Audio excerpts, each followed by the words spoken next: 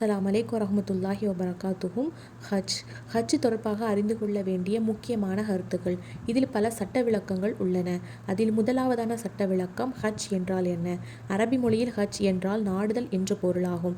மார்க்கத்தில் ஹஜ் என்றால் நபி ஸல்லல்லாஹு அலைஹி வஸல்லம் அவர்கள் கூறிய முறைப்படி குறிப்பிட்ட இடத்தில் குறிப்பிட்ட நேரத்தில் அல்லாஹ்வை வணங்குகின்றேன் என்ற எண்ணத்தில் சில கடமைகளை நிறைவேற்றுவதாகும். இதில் இரண்டாவது சட்ட விளக்கம் ஹஜ்ஜுடைய சட்டமும் அதன் சிறப்பும். ஹஜ் இஸ்லாமிய மார்க்கத்தின் தூண்கள் மற்றும் அதன் மிக கட்டாய கடமைகளில் ஒன்றாகும்.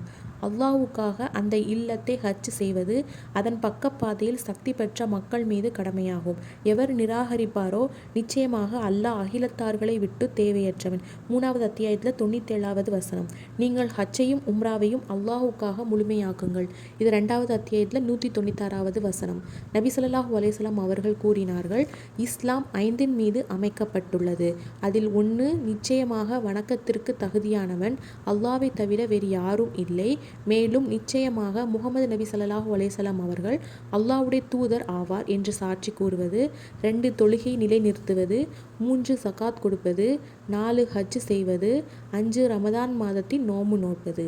ஹஜ்ஜுக்கு செல்வதற்கு யார் வசதியும் சக்தியும் பெற்றுள்ளாரோ அவர் வாழ்நாளில் ஒரு முறை கண்டிப்பாக ஹஜ் செய்ய வேண்டும். அது அவரது மீது ஃபர்லாகும். ஹஜ்ஜுடைய சிறப்பு. நபி ஸல்லல்லாஹு அலைஹி வஸல்லம் அவர்கள் கூறினார்கள், முதல் உம்ராவிலிருந்து 2வது உம்ரா வரையிலுள்ள பாவங்கள் மன்னிக்கப்பட்டு விடுகின்றன. நன்மையான ஹஜ்ஜிற்கு சொர்க்கத்தை தவிர வேறு கூலி இல்லை. இதனை அறிவிப்பவர் அபூ ஹுரைரா ரலியல்லாஹு அன்ஹு. நபி ஸல்லல்லாஹு அலைஹி வஸல்லம் அவர்கள் கூற, நான் செவியுற்றேன், யார் ஹஜ் செய்வது அதில் ஆபாசமாக பேசவில்லையோ பாவம் செய்யவில்லையோ அவர் அவருடைய தாய் அவரை பெற்றெடுத்த நாளிலிருந்து பாவம் அற்றவராக தனது இல்லம் திரும்புவார். இதனை அறிவிப்பவர் அபூ ஹுரைரா ரலியல்லாஹு அன்ஹு. 3வது சட்ட விளக்கம். வாழ்க்கையில் ஒரு முறைக்கு மேல் ஹஜ் செய்வது கடமையா? ஹஜ் வாழ்க்கையில் ஒரு முறைதான் கடமையாகும். ஒரு முறைக்கு மேல் ஹஜ் செய்வது கடமையாகாது. ஒரு முறைக்கு மேல் ஹஜ் செய்வது நபில் உபரியாக இருக்கும். அல்லாஹ்வுடைய தூதர் நபி ஸல்லல்லாஹு அலைஹி வஸல்லம் அவர்கள் எங்களுக்கு பிரசங்கம் நிகழ்த்தினார்கள். அப்போது கூறினார்கள், மக்களே, ஹஜ் செய்வதை அல்லாஹ் உங்கள் மீது கட்டாய கடமையாக ஆக்கியிருக்கின்றான். ஆகவே நீங்கள் ஹஜ் செய்யுங்கள். ஒருவர் கேட்டார், அல்லாஹ்வுடைய தூதரே, ஒவ்வொரு ஆண்டுமா? நபி ஸல்லல்லாஹு அலைஹி வஸல்லம் அவர்கள் அமைதியாக இருந்தார்கள். அவர் 3 முறை அதே வார்த்தையை திரும்ப திரும்ப கேட்டார். அதற்கு நபி ஸல்லல்லாஹு அலைஹி வஸல்லம் அவர்கள் கூறினார்கள், நான் ஆம் என்று கூறியிருந்தால் அது உங்கள் மீது கடமையாயிருக்கும். ஆனால் நீங்கள் அதை செய்ய சக்தி பெற்றிருக்க மாட்டீர்கள்.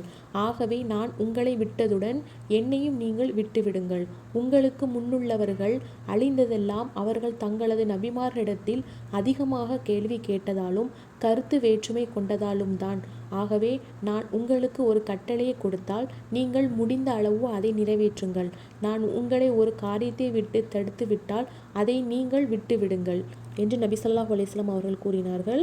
நபி ஸல்லல்லாஹு அலைஹி வஸல்லம் அவர்கள் மக்காவிலிருந்து மதீனா வந்த பின்னர் ஒரு முறைதான் ஹஜ் செய்தார்கள். ஹஜ் செய்ய சக்தி பெற்றவர் மீது ஹஜ் வாழ்நாளில் ஒரு முறைதான் கடமை என்பதில் எல்லா அறிஞர்களும் ஒரே கருத்தில்தான் இருக்கின்றார்கள். ஆகவே மார்க்கத்தில் கூறிய நிபந்தனையின்படி ஒருவர் மீது ஹஜ் கடமையாகிவிட்டால் அவர் ஹஜ்ஜை நிறைவேற்றுவதில் தீவிரம் காட்ட வேண்டாம். ஹஜ் செய்வதை தகுந்த காரணம் இல்லாமல் தாமதப்படுத்துவது பெரும் பாவமாகும்.